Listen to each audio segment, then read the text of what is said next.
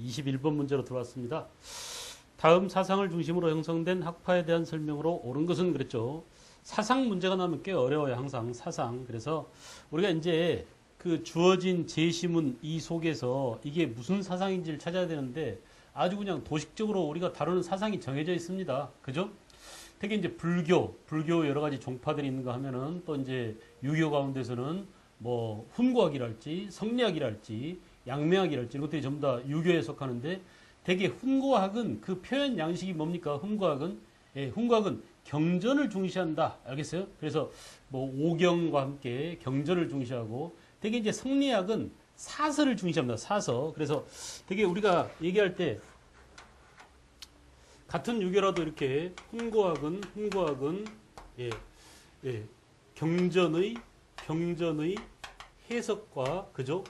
주석을 다는 걸 좀 주석. 그래서 경전 위주였고 특히 그래서 경서를 중시합니다. 경서.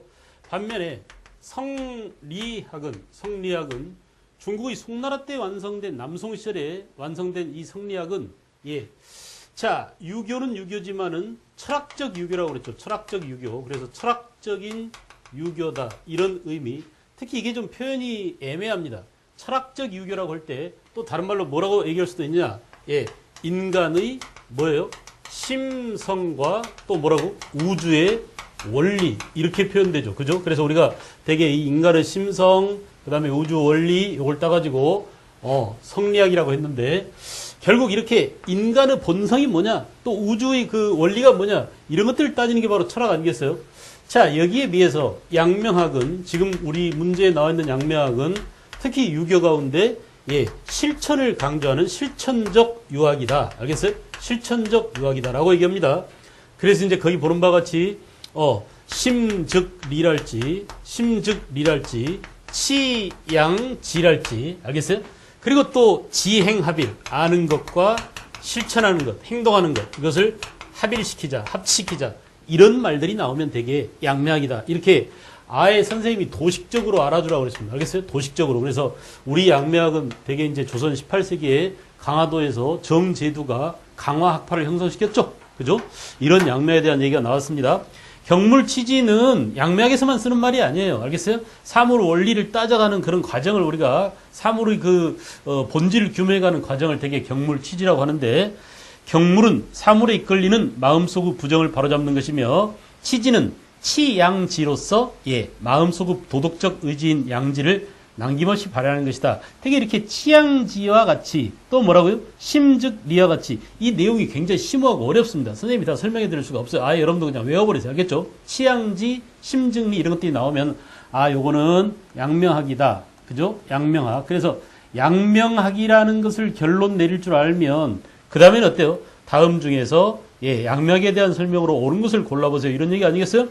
인물성 동론과 인물성 이론에 관한 논쟁을 벌였다. 여러분 인물성 이론과 인물성 동론은 우리가 흔히 호랑 논쟁 그랬죠. 그죠? 그래서 충청도 노론과 서울 노론 사이에 충청도 노론은 호론. 그죠? 인물성 이론이고 서울지방 노론은 락론. 인물성 동론 그랬어요. 역시 이것도 성리학의 논쟁입니다. 알겠죠? 그래서 양명학과는 상관이 없습니다. 예학을 학술적 연구의 대상으로 삼았다. 자, 예학을 학술적 연구 대상으로 삼은 것도 되게 성리학입니다. 성리학에서 특히 이제 성리학자들이 되게 우리가 이제 조선은 특히 성리학의 시대다 이렇게 말할 수 있는데 성리학의 이론 가운데서도 주기론이 왕성했었고 주기론과 함께 성리학 가운데서 특히 성리학 중에서도 또 성리학과 함께 예학을 강조했다. 예학.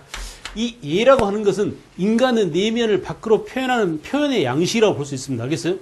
그 군자가 행동하는 게 어떠해야지 또는 양반의 행동이 어떠해야지 이렇게 예의를 갖추고 우리가 인간으로서 짐승과 다르게 예법을 차리고 격식을 차리고 도덕을 알고 의리를 알고 알겠어요? 명분을 지키고 이런 것들이 전부 다 예라는 형식을 통해서 밖으로 표현되죠. 그러니까 당연히 인간의 본성과 또 우주 원리 이런 것들을 강조하는 성리학에서 그 인간의 내면을 밖으로 표현하는 표현 양식인 예법을 강조할 수밖에 없다 이거. 그래서 시기가 비슷합니다. 16세기에 역시 우리나라에서도 16세기에 이렇게 예법을 하나의 예학의 그 수준으로 끌어올린 사람이 바로 누구냐면 김장섭 김장생이라는 사람이에요. 이름을 좀 알아두십시오. 김장생 예하. 그래서 우리가 이제 흔히 중국 애들이 우리나라 사람들을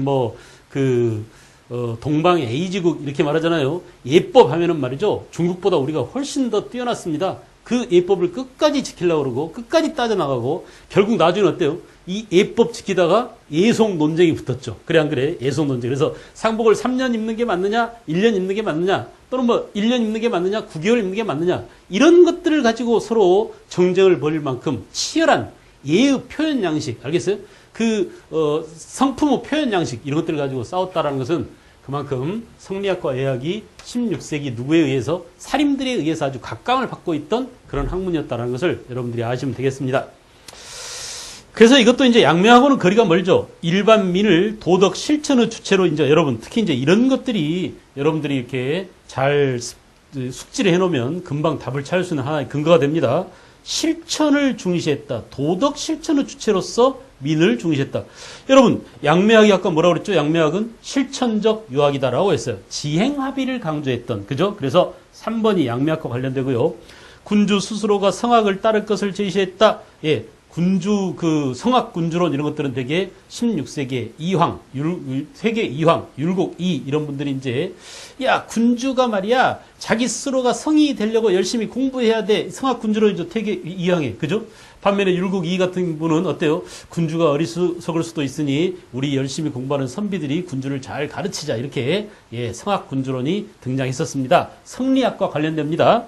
그 다음에 농민 생활을 안정시키기 위해서 여존론을 제시했다. 여러분, 여존론을 주장한 사람은 누구라고요? 예, 실학자 정약용과 관련되군요. 그래서 답은 3번이고요. 자, 그럼에도 불구하고 여러분 어렵습니다. 꽤 어렵죠. 그래 안 그래? 여기서 양명학을 도출하는 것도 만만치 않지만은 또 이 5개 가운데 예, 3번을 양명학으로 골라낼 줄 아는 것도 쉽지가 않은 그런 문제입니다. 난이도가 역시 꽤 있는 그런 문제라고 볼 수 있고요. 무엇과 관련된 문제? 이번 13회차에서 딱 한 문제 나왔죠. 사상과 관련된 거 이렇게 양명학에 대한 그런 문제가 나왔습니다. 됐죠?